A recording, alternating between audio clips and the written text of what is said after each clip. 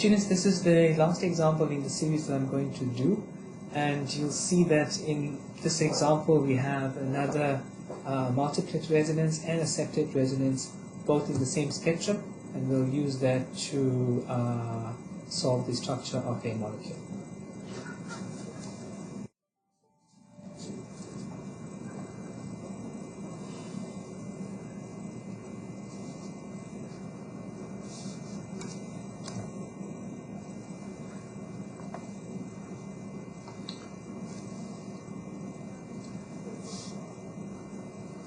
Right, so in this spectrum what we have again is a triplet in the methyl region, and I'm sure that you're used to seeing this kind of thing now. This has a slight twist to it though. So there's a triplet in the methyl region of the spectrum indicating a methyl group. You also have a doublet in the methyl region, and the fact that it is integrating to 6 means that there are 2 methyl groups here,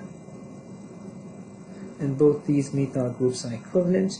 If I looked at the entire spectrum, I see there are 5 separate resonances. Now if we look closer, the fact that this is a methyl group, I'll write the methyl group down here, indicates that it's next to a CH2 group,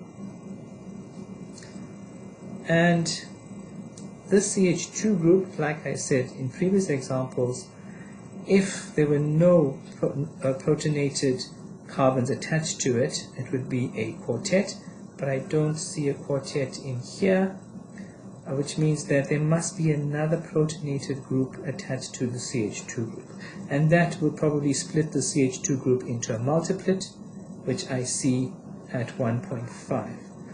I can't put another CH3 group onto the CH2, although if I did, I would get a septet that I see here. But then if I put a CH3 group on and made it a septet, then this CH2 group would be this resonance, and this would integrate to 2 protons. So the fact that it integrates to 1 proton indicates that I cannot do that type of arrangement. So I have that, and this must be a multiplet next to something else. I'm then going to leave this for a while, so remember there's something else next to that. I'm going to leave that for a little while and go into this part of the molecule. And there I have 2 equivalent CH3s. So 2 equivalent methyl groups, and they are split into a doublet, meaning that they should be adjacent to a CH group. So if I join those 3 up, I get that type of group. So I have this ethyl group, and I have this propyl group that we see there. So I've accounted for that, and that's that resonance here. I've accounted for that, and there's those 2 here. This multiplet is here. I got another proton group to put in here. I've accounted for the septet. The last proton group is the CH2, which now has to be here, since if it were here, it would be a triplet. Right, so this triplet is due to coupling with this CH2, which is here, arising as a multiplet since it's next to that proton group and that proton group. So now I have my 2 fragments.